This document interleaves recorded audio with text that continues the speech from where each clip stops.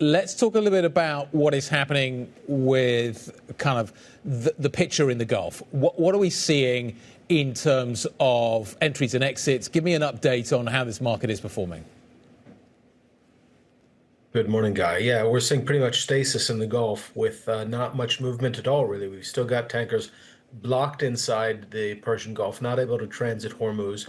On the one hand, we've got Iran, which is trying to regulate traffic going through, meaning they want tankers to go through and ask them for permission, even in some cases pay a fee.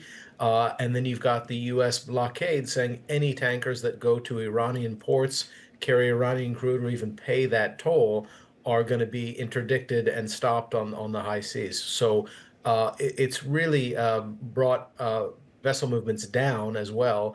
Obviously, as you said, it started yesterday about around 6 p.m. in the evening Dubai time last night was when that deadline was.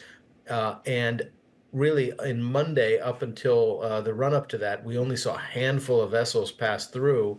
A big drop from what it was on Sunday. So it's really had the effect of chilling any kind of transit out of the Gulf.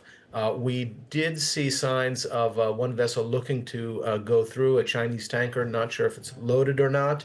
We are watching that to see what happens in terms of testing that blockade. But with all this, we've got prices down.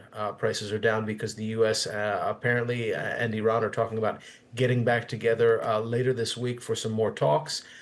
We had that deadline pass, and we didn't see a resumption of actual conflict violence and attacks in the Gulf, which could potentially damage more production or export facilities. So we haven't seen that happen. So that's why oil is taking a beat.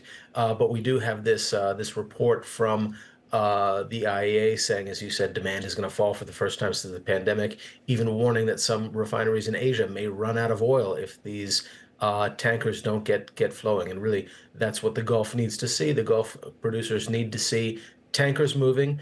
They want to see tankers getting out of the Gulf. They want to see the free transit of vessels before they can go ahead and make that decision to increase production. So that's really what they need to see, those vessels coming in and out, freeing up some of the storage before that needed production can ramp up. And that's really what the market is watching for, Guy. Yep, we're going to watch it very carefully. We continue to track the Rich Dari as well, as you say, as it makes that exit from the Persian Gulf out into the Gulf of Oman. Anthony, thank you very much indeed. Anthony Paola, our Middle East energy markets reporter.